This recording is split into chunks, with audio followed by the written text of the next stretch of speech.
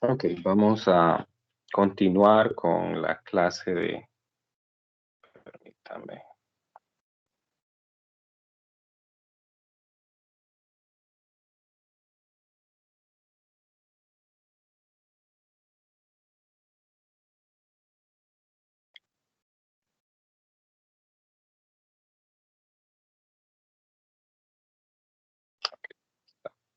No podría quitar esa cosa.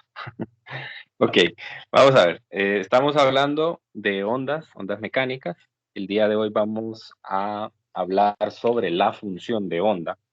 Entonces, esto en el texto se conoce, es la sección llamada la descripción matemática de una onda.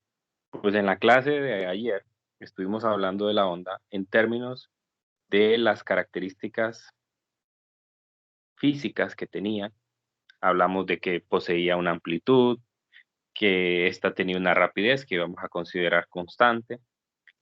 Estuvimos hablando de que podíamos definir una frecuencia como el número de, de crestas o de valles que pasan por un determinado sitio en un tiempo dado. Y hablamos de una longitud de onda que es la longitud característica de una onda mecánica. ¿Sí? Entonces, la idea hoy es describir una, una función que me va a permitir a mí encontrar cuál es el desplazamiento que va a sufrir una partícula en el medio, en este caso la cuerda, ¿sí? En un determinado tiempo y para una posición en particular. Entonces, lo primero que vamos a hacer es considerar una posición de equilibrio. Entonces, nosotros vamos a considerar que la posición de equilibrio es aquella donde la cuerda está completamente horizontal, o sea, es decir, no ha sido perturbada. ¿Sí? Entonces, en este caso, nosotros vamos a despreciar la curvatura que puede sufrir la masa, la cuerda, perdón, debido al peso de ella misma, ¿no? O sea, la curvatura que va a sufrir por la gravedad. Entonces, nosotros en la cuerda podemos definir un sistema de coordenadas. Ese sistema de coordenadas va a ser tal que justamente en uno de los extremos vamos a colocar el origen, el eje horizontal, en este caso el eje X, va a representar, pues si hacemos un gráfico de Y versus X, entonces el eje horizontal, o sea, el eje que pasa a través del centro de la cuerda, va a ser el eje X. Así que algún punto dentro de la cuerda va a tener una determinada coordenada. Puedo tomar aquí, digamos, dos segmentos de la cuerda y puedo decir que este tiene una X1, puedo decir que este tiene una X2. O sea que puedo ubicar cualquier segmento de la cuerda con su coordenada en X.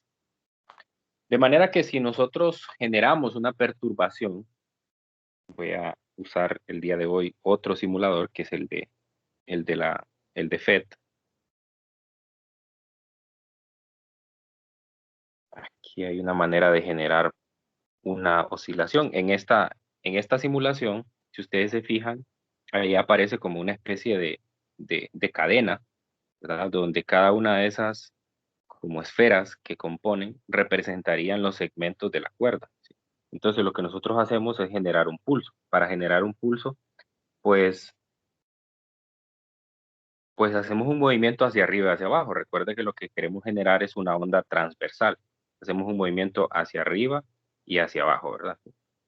Obviamente, ese movimiento no siempre va a ser un movimiento bien portado, porque lo estoy haciendo con mi mano, entonces posiblemente, posiblemente no sea el mejor. Digamos, si yo lo hago así, pues más o menos ahí puedo lograr una onda de tipo sinusoidal, pero normalmente nosotros lo que hacemos es tener una fuente y esa fuente me va a generar un pulso tal que la onda resultante es una onda sinusoidal. Así que si eso sucede, nosotros vamos a tener en la cuerda un pulso como este. que va viajando hacia la derecha.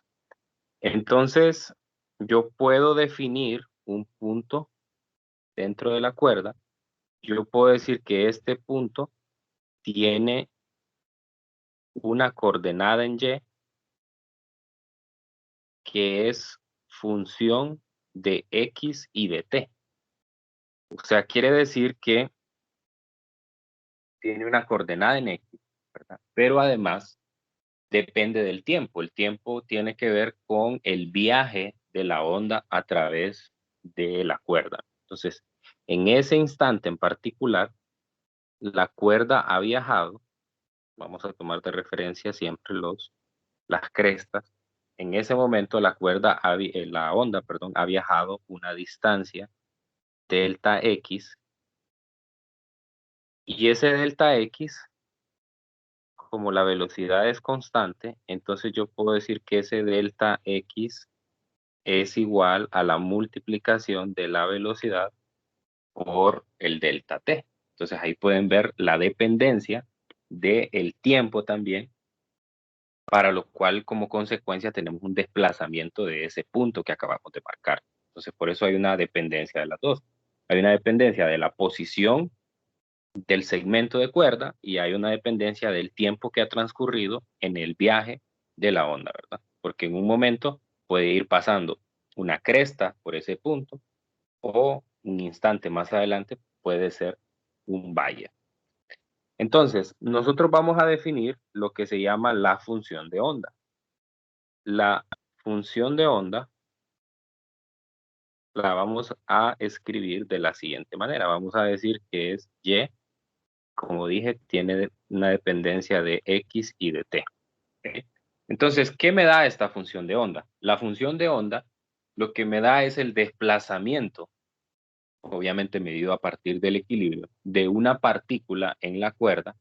Esa partícula tiene una coordenada en X en un tiempo T.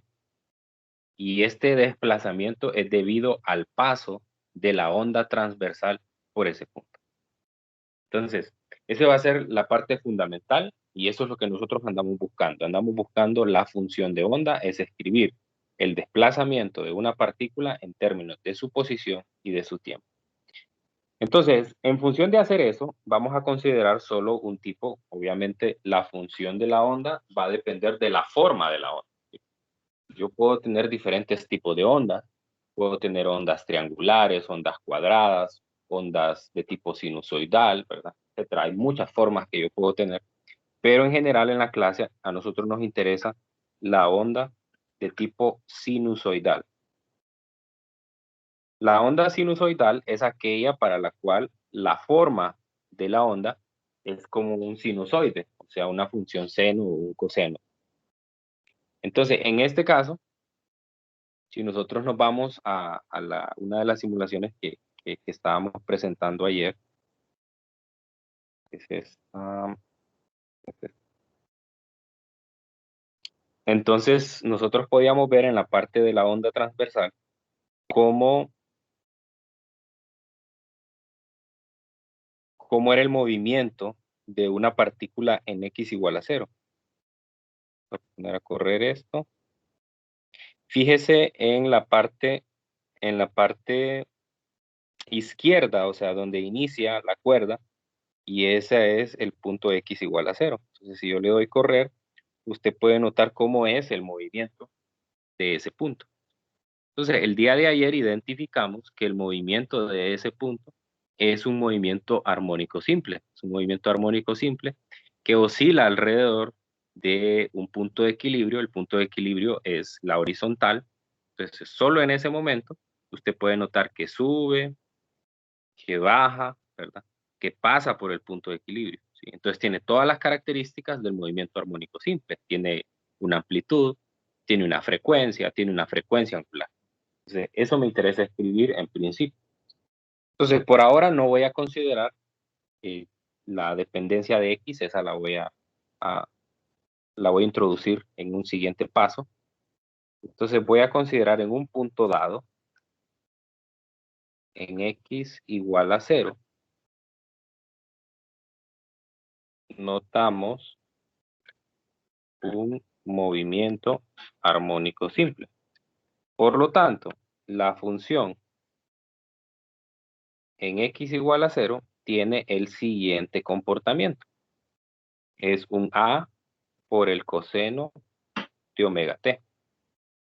Donde voy a decir yo que acuérdese que cuando hago esta función tengo que considerar la constante de fase. Y para encontrar la constante de fase tengo que definir condiciones iniciales. Entonces yo voy a decir, por simplicidad, que en t igual a 0, la partícula se encuentra en la amplitud.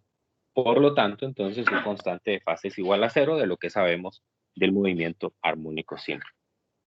Ok, después de eso, ya teniendo esa primera parte de la función, entonces lo que yo puedo notar es que la onda viaja de un punto a otro. Eso se logra ver en la simulación. Así que yo puedo hacer una representación gráfica de lo que sucede cuando la onda viaja. Entonces, esta es la onda o el pulso en el tiempo que le voy a llamar tiempo inicial 0 y está en la posición x igual a 0. Entonces, más adelante, el pulso viaja una determinada distancia y se va a encontrar en un tiempo que va a ser el tiempo final. Le voy a llamar t a ese tiempo.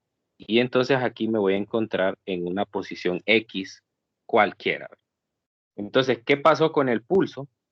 El pulso viajó una determinada distancia,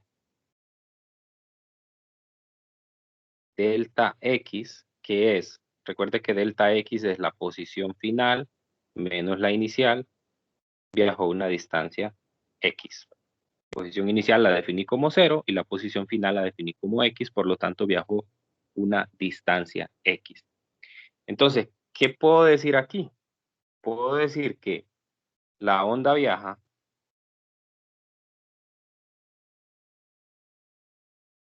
de x igual a 0 a algún punto x, cualquiera, ¿verdad? En un tiempo t igual a x entre b. ¿Sí? Acuérdese que la velocidad es constante, la velocidad es la distancia entre el tiempo, entonces despejo para el tiempo y por lo tanto me va a quedar distancia entre velocidad. Entonces ese es el tiempo que le toma a la onda ir desde el punto x igual a 0 hasta x cualquiera, ¿verdad? ¿Sí? Entonces, ya como conclusión, lo que digo es que el movimiento del punto X a este punto final que tengo aquí, en el instante t, es el mismo que el movimiento del punto X igual a 0 en un tiempo igual a t menos el tiempo que acabo de encontrar. Por lo tanto, si nosotros sumamos ese desplazamiento en la función de la onda, entonces vamos a encontrar la dependencia temporal de esa ecuación. Lo voy a escribir aquí. Entonces, quiere decir que si yo agarro la función de onda, que era, como recuerdan, a por el coseno de omega, ¿verdad? Pero en este caso lo que voy a colocar aquí es el delta t, de manera que yo pueda conseguir el mismo movimiento para ambos. Entonces sería el tiempo t menos el tiempo que la onda viajó para ir al punto X. Entonces, si yo resto el tiempo que le tomó en ir de X igual a 0 hasta X, entonces voy a conseguir exactamente el mismo comportamiento. Bien, aquí vamos a aprovechar la propiedad que tiene el coseno. Recordemos que el coseno de menos teta es igual al coseno de teta. Por lo tanto, entonces esta función puede ser escrita como a por el coseno, sería la resta al contrario, sería x entre B menos T. Muy bien, entonces de aquí ya puedo ir sacando alguna información. Yo sé que omega es 2pi por la frecuencia.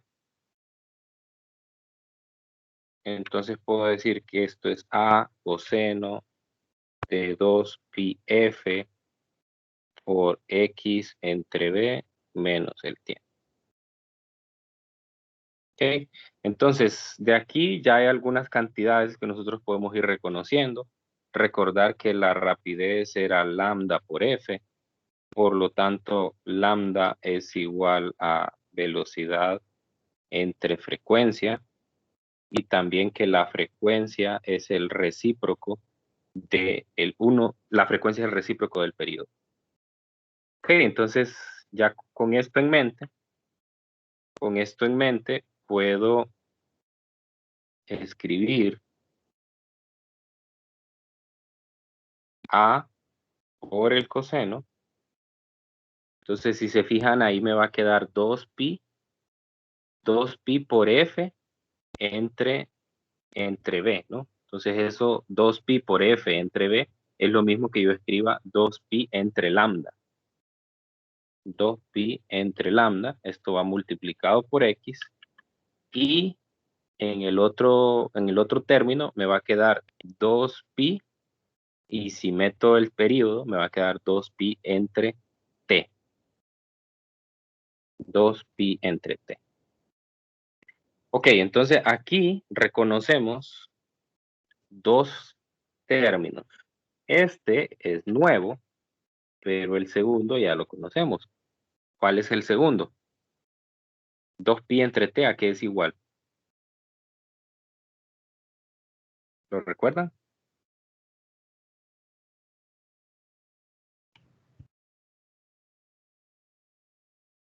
La frecuencia angular. La frecuencia angular, ¿verdad? Entonces ahí no hay problema, la frecuencia angular. Pero ese 2pi entre lambda es una cantidad nueva. Esa cantidad, 2pi sobre lambda, le vamos a llamar el número de onda. Entonces, es como una especie, compárela con la ecuación de frecuencia angular, es como una especie de frecuencia angular, nada más que medida en términos de distancia. Entonces, dígame. 2pi entre t es ahí. Perdón, aquí en la frecuencia, ¿verdad? Gracias. 2pi entre t. Bien, entonces, vea que es una especie de frecuencia, el número de onda es una especie de frecuencia porque incluso tiene unidades de radianes por metro. Por lo tanto, se parece bastante a la expresión de la frecuencia angular, que tiene unidades de radianes por segundo. Entonces, lo que me va diciendo es cada cuánto, en términos angulares, se va completando un ciclo. Una me lo da en términos temporales y otra me la da en términos espaciales. O sea, cada cuánto se completa un ciclo en términos del periodo, y el otro cada cuánto se completa un ciclo en términos de distancia, en este caso sería de lambda, ¿verdad? Que lambda pues es la distancia de cresta a cresta o de valle a valle. Ok, entonces ya definiendo esa nueva ecuación, vamos a encerrarla porque pues es una nueva, no, esta no la habíamos estudiado antes. Número de onda, tenga en mente ese nombre. Así que finalmente, entonces yo puedo decir que la función de onda tiene una expresión matemática igual a por el coseno de kx menos omega t. ¿Okay? ¿Okay? Entonces, vamos a encerrar esta ecuación, porque esta ecuación a mí me permite determinar, como les dije antes, el desplazamiento. ¿Alguien tiene abierto el micrófono? Esta ecuación me permite a mí determinar el desplazamiento que sufre una partícula del medio por el paso de una onda, ¿no? Entonces, cuidado con una cosa. yo aquí estuve considerando, y por eso voy a mostrar de nuevo la gráfica que hice, yo estuve considerando un movimiento de la onda para la derecha. O sea, yo consideré que la onda se estaba moviendo de izquierda a derecha. Entonces, cuando la onda se mueve de derecha a izquierda, entonces lo único que tiene que hacer es cambiar el signo, o lo único que va a sufrir a la hora de hacer esta resta, aquí es donde viene el cambio, en esta resta del el delta T que va aquí. Entonces ahora quedaría al contrario, ¿verdad? Porque me estoy moviendo de derecha a izquierda. Así que ahí me va a quedar un signo más, y ese signo más, pues, va a aparecer ahí en el término de omega t. Así que este que acabo de encontrar es la función de una onda sinusoidal que se mueve en positivo X. Entonces, si se mueve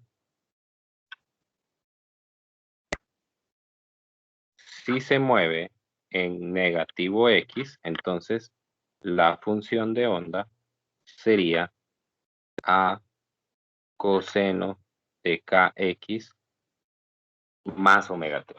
Esa sería la expresión de la función de onda si nosotros tenemos el movimiento en la otra dirección. Bien, de ahí entonces, la conclusión, además de esa función, la conclusión que voy a sacar son dos ecuaciones resultantes de allí. La primera, pues es el número de onda. Entonces, el número de onda es 2pi sobre lambda. Número de onda.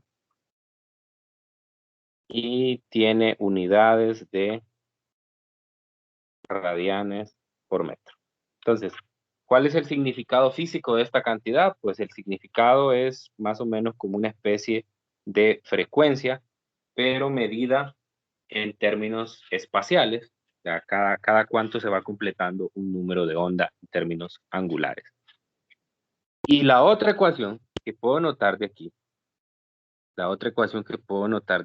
es si ustedes fueron observadores, yo en algún momento introduje por aquí, a ver, aquí está la velocidad, ¿verdad? Es el término de velocidad. Entonces, si usted se fija, por aquí aparece el término de velocidad.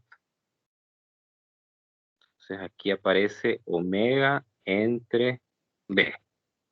Entonces, quiere decir que ese término que está multiplicando, usted lo puede escribir en términos de esas cantidades. Pero bueno, no lo quiero hacer de esa manera, lo quiero hacer la deducción de la siguiente manera. Recuerdo que la velocidad es lambda por f, ¿verdad? Pero yo al mismo tiempo estoy diciendo que lambda se puede escribir en términos de esta nueva cantidad que se llama el número de onda. Es igual a 2pi entre k. Y además, la frecuencia puede ser escrita en términos de omega, ¿verdad? Sí. Entonces recordemos que la frecuencia es omega sobre 2pi. Entonces en esta ecuación se me cancelan los 2pi y me queda una nueva ecuación para la velocidad de la onda. La voy aquí a condensar, omega sobre k. Entonces quiere decir que a partir de la función de onda, yo puedo medir también, o puedo leer directamente los valores de omega y de k, y puedo determinar cuál es la rapidez a la que se va moviendo la onda sin necesidad de conocer, como antes vimos, la longitud de onda o la frecuencia, ¿verdad? Lo puedo leer directamente. Entonces, esta cantidad como es la rapidez de la onda. Ok. Sí. Otra cosa que tengo que decir sobre esta ecuación, se la voy a reescribir aquí. Y es igual a por el coseno de kx menos omega t. Bueno, voy a ponerle más menos, ¿no? Porque ya saben que puede ser más o menos dependiendo de la dirección de movimiento. Y a ese término que dentro del argumento del coseno se le conoce como la fase de la onda. A eso se le denomina la fase de la onda. Así eso me permite a mí conocer cuál es la diferencia del desplazamiento que hay entre un punto y otro. Entonces, por ejemplo, si un punto se encuentra en, en, un, en, un, en una cresta y luego el otro se encuentra en un valle, podemos decir que hay un desfase entre ellos, ¿verdad? Y se puede encontrar cuál es el valor angular de ese desfase. Recuerda que la fase, pues obviamente es una cantidad medida en radianes. Entonces yo puedo medir el desfase entre dos puntos en un instante dado, ¿verdad? Si uno está en una cresta y el otro está en un valle, ¿verdad? O en cualquier otro punto en particular. Yo les menciono esto porque en muchos problemas es bastante común encontrarse con ese término y pues para identificarlo es el argumento de el coseno en la función de onda. Ok, antes de hacer un ejemplo, para visualizar mejor esto, entonces quiero preguntarles si tienen alguna consulta en este momento, si quedó clara esta deducción de la función de onda.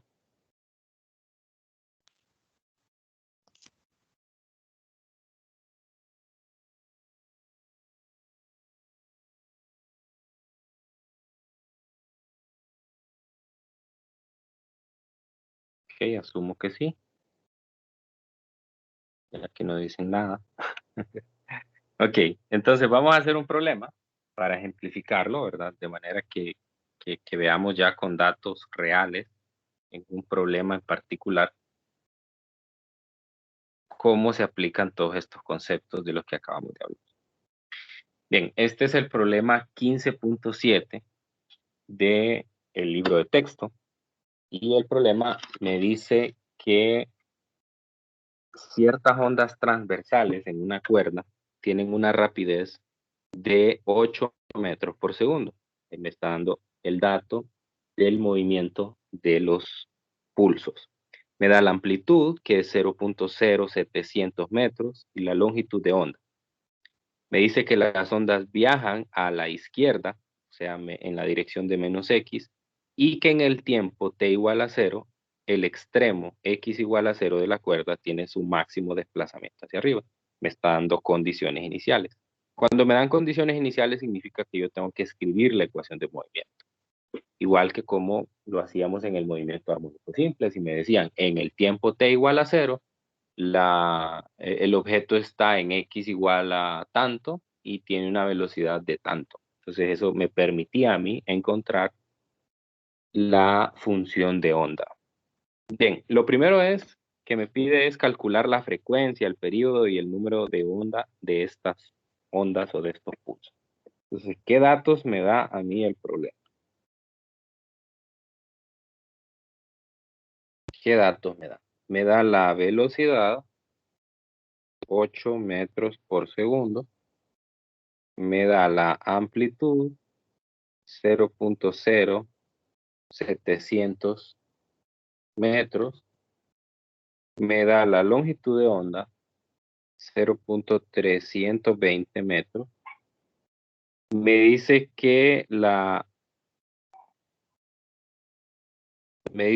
onda viaja hacia la izquierda, o sea, viaja en la dirección de menos x. Y me da condiciones iniciales. En el tiempo t igual a 0, en la posición x igual a 0, llévale a. O sea, significa que la partícula se encuentra en el punto de máximo desplazamiento. ¿Ok? Esos son los datos y en el inciso A me pide que determine la frecuencia, el periodo y el número de onda. Entonces, la frecuencia yo la puedo determinar a partir de la ecuación de que la velocidad es igual a la velocidad entre lambda. Entonces la velocidad es 8 metros por segundo, lambda es 0.320 metros y esto me da 25 Hz. O sea, quiere decir, recuerde qué significa la frecuencia, quiere decir que están pasando, por cada segundo, están pasando 25 crestas en un determinado punto. 25 crestas están pasando en un punto cada segundo. Eso significa ese resultado. Muy bien. Siguiente es calcular el periodo. Ya sabemos que el periodo es el recíproco de la frecuencia. 1 sobre f será 1 sobre 25 Hz. Y esto me da 0.04 segundos. 0.04 segundos significa que nosotros cada 0.04 segundos tenemos una repetición del movimiento en un punto dado. Si yo me voy a la simulación,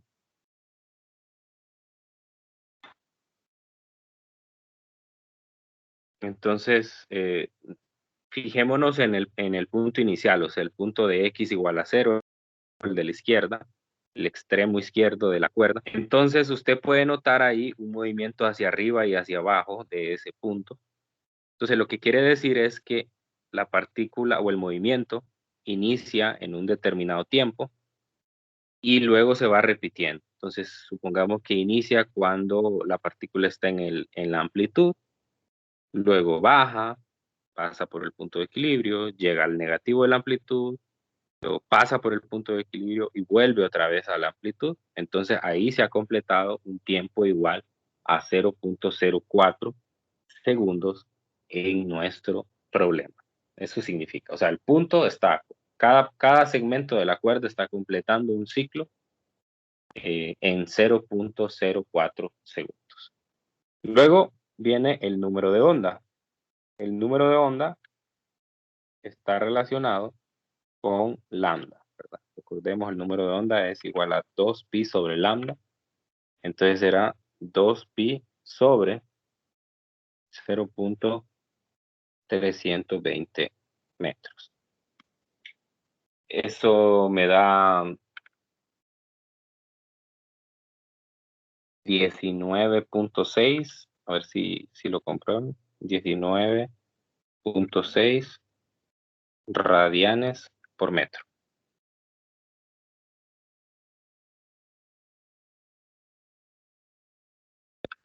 19.6 radianes por metro. Ok, entonces ahí tenemos ya el número de onda.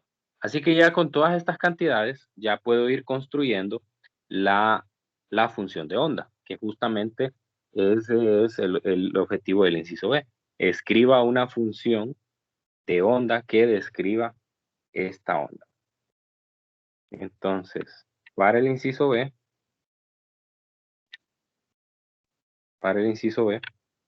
recordamos la función de onda. La función de onda es y en función de x y de t es igual a la amplitud por el coseno de kx, en este caso más, ¿verdad? Que recuerde que el argumento, el enunciado del problema nos está diciendo que se mueve en la dirección de x positiva. Así que por eso, en la dirección de x negativa, ¿no? Vamos a ver.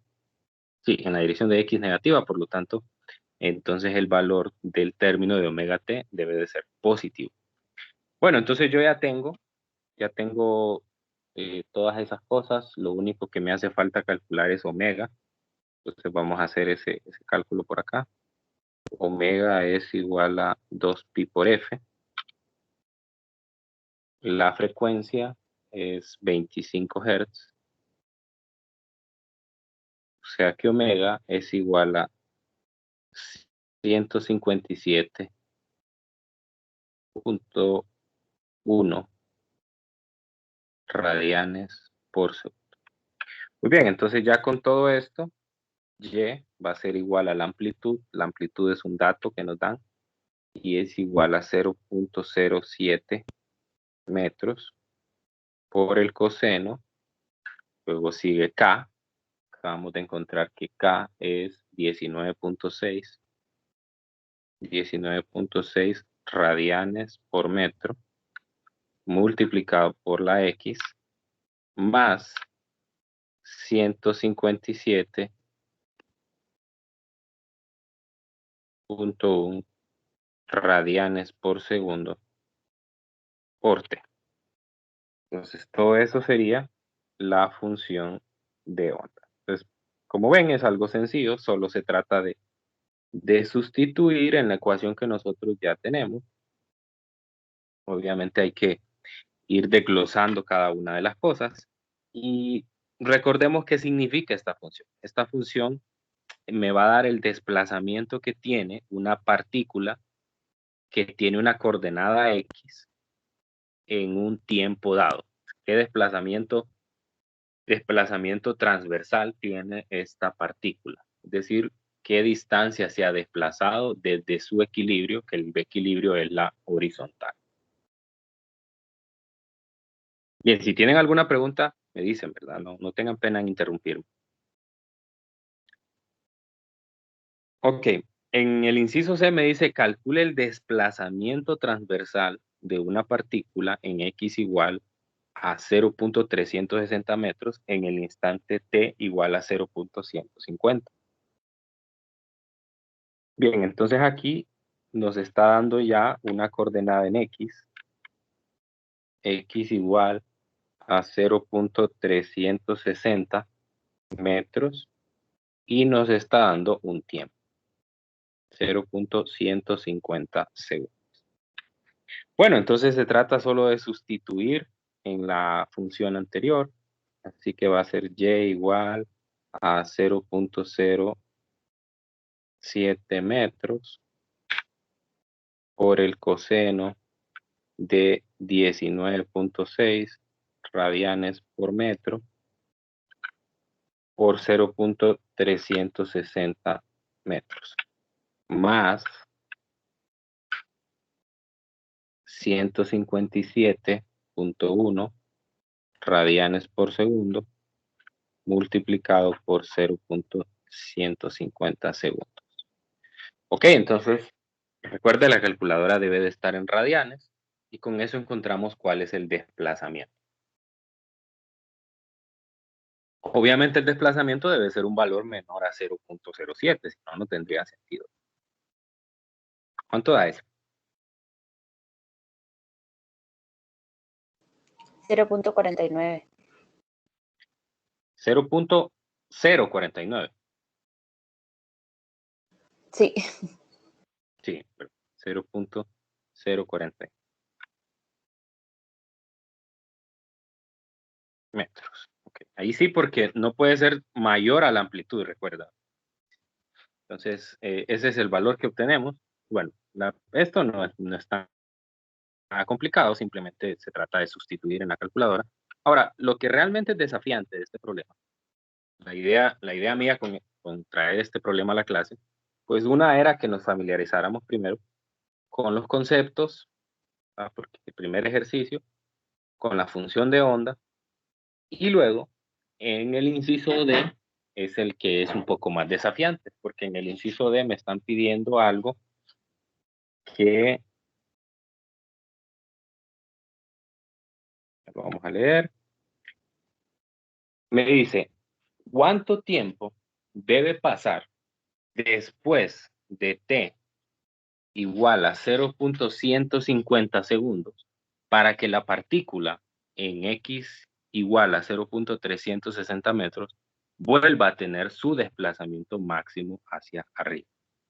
Ok, lo que yo puedo notar es que en el tiempo que me dicen, o sea, en el tiempo 0.150, la partícula que está en 0.360 metros no se encuentra en el máximo desplazamiento, porque el máximo desplazamiento es la amplitud y lo puedo ver en la función que es 0.07.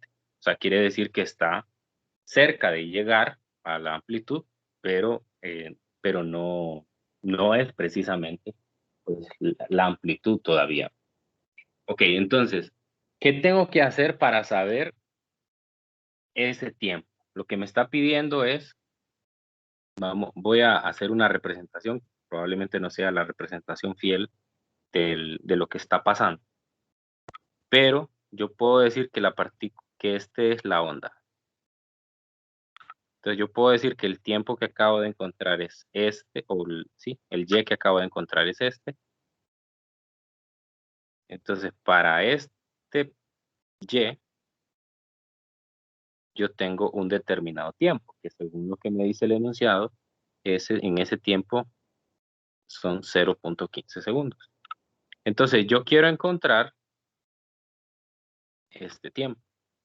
De manera que lo que ando buscando es un delta t igual a t menos 0.15 segundos. O sea, estoy buscando, voy a ver nuevamente el enunciado, estoy buscando el tiempo que debe pasar desde 0.15 segundos para que la partícula vuelva a tener su desplazamiento máximo hacia arriba.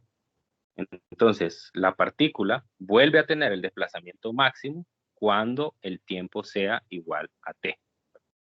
Bueno, quizás esa representación no es la mejor, ¿verdad? Porque a menos que la representación sea de y versus t, pero si fuera y versus x, entonces no, tendría yo que hacer, entonces, eso es bueno que lo mencione.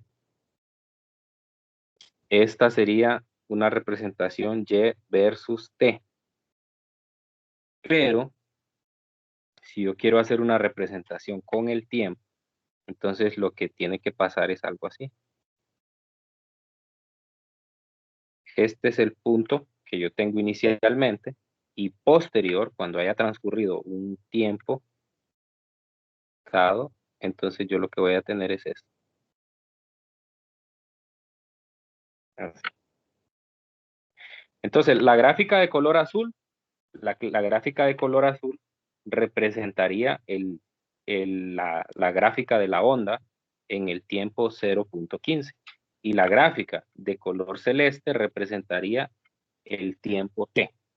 Entonces, vea, estoy en la misma coordenada en X, solamente que en el primer tiempo estoy antes del desplazamiento máximo y luego cuando llega el tiempo t, entonces la partícula sube hasta el desplazamiento máximo. Cuidado con esa parte. Entonces, eso es lo que me está pidiendo. Entonces, es un poco desafiante porque lo que yo tengo que saber lo que necesito hacer es encontrar en qué tiempos ocurre eso, ¿verdad? O sea, en qué tiempos una partícula dada va a estar en su desplazamiento máximo. Entonces, para eso lo que tengo que hacer es analizar la función de onda. La función de onda es así, y igual a por el coseno de kx más omega t. Entonces, si la partícula tiene el desplazamiento máximo, entonces y es igual a A. Por lo tanto, de la ecuación anterior, puedo notar que para que y sea igual a A, entonces el coseno de kx más omega t tiene que ser igual a 1. Entonces, nosotros sabemos de geometría que el coseno de teta es igual a 1 cuando teta es igual a 0, a 2pi, 4pi, etcétera. O sea, cuando es igual a n multiplicado por 2pi, donde n vale 0, 1, 2, 3. O sea, un múltiplo de 2pi. Entonces, cada vez que teta vale n multiplicado por 2pi, el coseno vale 1. O sea, quiere decir que cada vez que eso sucede, en la gráfica del coseno, yo voy a tener un máximo desplazamiento. O sea, lo que voy a tener es cada vez que ocurra ese valor angular, 0, 2pi, 4pi, 6pi, 8pi, etcétera, yo voy a tener que la función seno se encuentra en 1. Voy a hacer incluso la función coseno, perdón. Voy a hacer la representación gráfica para que usted lo pueda notar. Color mejor. La gráfica de coseno es esta.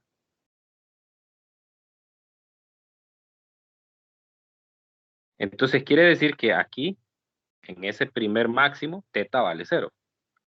Aquí está el primer máximo. En el segundo máximo, aquí n vale 0. Voy a bajar esto para que me dé más espacio. Okay. Ahí n vale 0. Luego, cuando n vale 1, ¿qué pasa con teta? Teta es igual a 2pi. La siguiente vez, n vale 2 y teta vale 4pi. Y así sucesivamente, ¿verdad? Obviamente, esto sigue porque es una gráfica con dominio igual a los reales, por lo tanto, eso sigue. Ok, entonces lo que quiero decir es que cada vez que teta tiene ese valor, el coseno vale 1. Así que si yo me voy de nuevo a la función de onda, entonces el argumento, o sea, la fase de la onda, lo que está dentro del paréntesis, o el argumento del coseno, tiene que valer igual a n por 2pi para tener ese desplazamiento. ¿Sí? Y entonces así puedo yo saber cada cuánto una partícula alcanza su máximo desplazamiento. Entonces voy a sustituir eso en la ecuación anterior. Entonces, que es igual a cuando el argumento kx más omega t es igual a n por 2pi. N por 2. Bien, pero aquí puedo extender un poquito más esta idea. Yo ya sé que k es igual a 2pi sobre lambda y ya sé que omega es igual a 2pi sobre t. O sea, solo estoy cambiando k y omega. Y esto es igual, supuestamente, a n por 2. Entonces, eso me permitió escribir en ambos lados como factor común el 2pi. Se lo puedo cancelar. Ahora, lo que voy a hacer es despejar para n. No, despejar para t. Falta el tiempo, Lick. Sí, falta el tiempo. Gracias. Voy a despejar para el tiempo. Entonces, si despejo para el tiempo, lo que encuentro es una ecuación que del n del lado izquierdo, luego paso a restar el término x sobre lambda y me va a quedar de factor común en el otro lado del tiempo. Esta ecuación que acabo de encontrar, una ecuación que no aparece en el libro ahí, propiamente dicha, esa ecuación lo que hace es darme cuánto es desde el momento que inició el pulso, desde que salió, cuánto tiempo transcurre para que se alcance, para que una partícula dada, que tiene una coordenada x, alcance su máximo. Entonces, ese n que aparece ahí sería el número de ocurrencias para los máximos. Entonces, si n vale 1, entonces yo estoy diciendo, aquí ocurrió el primer máximo. Si n vale 2, estoy diciendo, aquí ocurrió la segunda vez que la partícula alcanzó el máximo. n3, la tercera vez que la partícula alcanzó el máximo. Entonces, de lo que se trata es que yo identifique, si se acuerda de las dos grafiquitas que hice antes, es que yo identifique para este tiempo, que yo ya sé que ahí ocurre un máximo. Bueno, no ocurre un máximo, no, perdón, no es este. Este. Para este tiempo t, que yo sé que ahí ocurre un máximo desplazamiento, ¿cuánto vale n? ¿Cuánto vale n? Si yo conozco cuánto vale n ahí, entonces puedo sacar el tiempo y luego hacer la resta, que justamente es lo que estoy buscando. Entonces, yo empiezo a probar para diferentes n's y voy a probar ya, o yo voy a escribir ya directamente cuál es el correcto, pero cuando uno resuelve el problema, por primera vez lo que tiene que hacer es empezar a probar N1, N2, N3, hasta que encuentra un número que es un poquito más alto que, o más bien, hasta que encuentra dos n's, en este caso va a ser n igual a 4 y n igual a 5, en donde se encuentra el tiempo que nosotros ya tenemos, que es 0.15. Así que, por lo tanto, lo que yo sé es que el tiempo para n igual a 5, voy a sustituir los datos, la coordenada en x, lambda, que es 0.320, y el periodo, que es 0.04 segundos. Entonces, yo sé que este tiempo es 0.1550. O sea, es el máximo que está inmediatamente después de punto 15. Entonces, eso es lo que acabo de encontrar. Acabo de encontrar cuál es el n para esa ocurrencia de ese máximo. Entonces, ya puedo sustituir en esta ecuación que planteé, que es la diferencia de tiempos. Ahora, el delta t, ya este es el último paso, delta t será 0.1550 segundos, que es donde ocurre la quinta vez, es la quinta vez que ocurre un máximo, menos el tiempo que fue el que encontré. Y eso me da 0.05 segundos. ¿Ok? ¿Quedó claro esta última parte? Yo sé que no es fácil, ¿verdad? Pero hay que hacer un esfuerzo por tratar de entender lo que se hizo.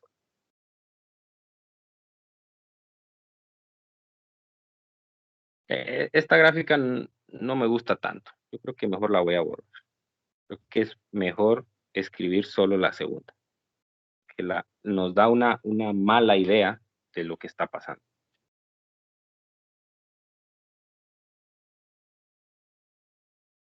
Muy bien, ¿hay alguna pregunta o se quedaron mudos porque no entendieron nada?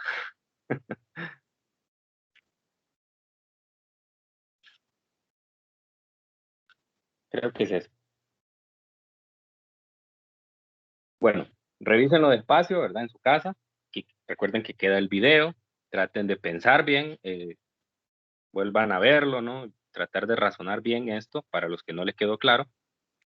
Y bueno, si aún así tienen alguna duda adicional, entonces pues ustedes me dicen.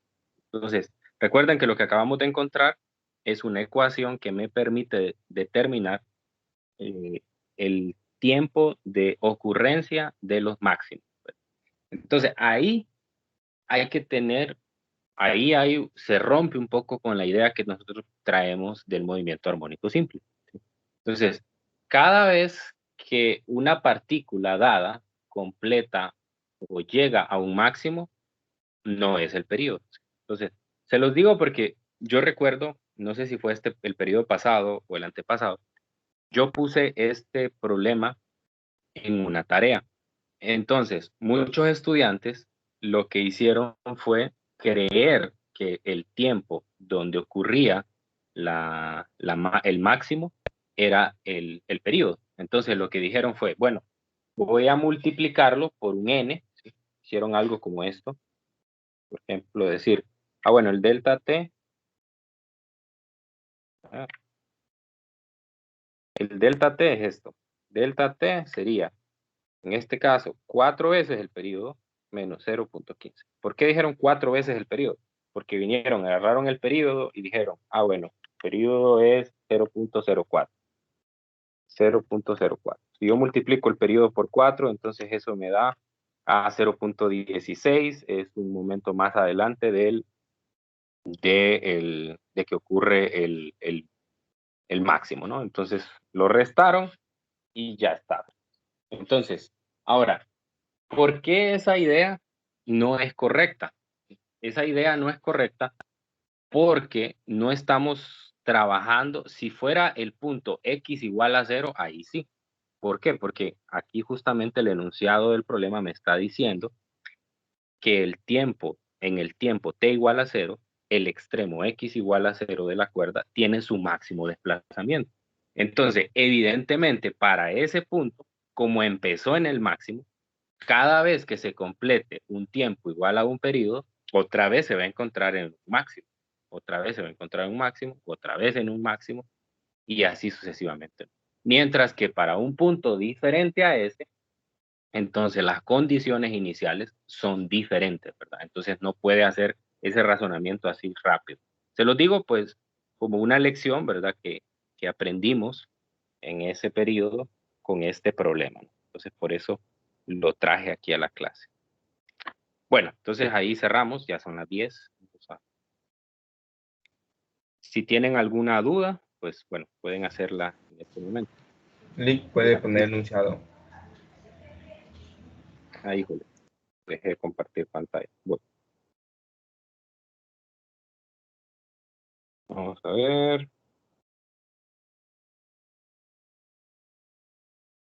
Ahí está. Lick, si vuelvo a sumar 0.1550 sería otro máximo. Y así sucesivamente. No. Y no. No. 0.1150 es el tiempo en el cual se completó el quinto máximo. Eso no es un periodo. O sea, T no es un periodo. Cada valor de n es un máximo. Así es. Ok. Para Entonces, ese punto. si ya le para doy un valor de 6, entonces ese sería el siguiente máximo. ¿Cómo? Si a n le doy valor 6, entonces ese ya sería el siguiente máximo de la función. Ajá. Y Ah. si yo resto el tiempo del sexto máximo con el del quinto máximo, ¿qué me va a dar? El primer máximo. No. ¿Qué me va a dar? ¿Qué tiempo me va a dar? Un tiempo muy conocido. El periodo. El periodo, ¿verdad? Me tiene que dar el periodo. O sea, es decir, el tiempo que pasa desde que la partícula alcanza un máximo hasta el siguiente máximo, obviamente es el periodo. Lo que quise decir con esa idea anterior era que yo no puedo como solo agarrar y decir 4 veces el periodo, porque yo no conozco las condiciones iniciales para esa partícula. De hecho, al inicio de esa partícula no está en movimiento, ¿verdad? Entonces, por eso es necesario tener esta ecuación. Esta ecuación me va a dar a mí el tiempo desde que inició el movimiento para que pase una cresta por ese punto. ¿Cada cuánto pasa una cresta por ese punto? No sé si quedó claro. Bueno, razónenlo despacio, ¿verdad? Probablemente sea un poco confuso de entender, pero si adicionalmente tienen alguna duda, pues me dicen. Bueno, cerremos aquí porque ya son las 10:03. Y pues mañana seguimos, mañana vamos a hablar de otros detalles adicionales, hoy encontramos posición, mañana vamos a encontrar velocidad y aceleración de los puntos y vamos a darle evidencia del por qué anteriormente habíamos dicho de que las partículas se mueven con movimiento armónico simple. Bueno, entonces que tengan un feliz día y nos encontramos mañana. Nos vemos, Lick. Feliz día.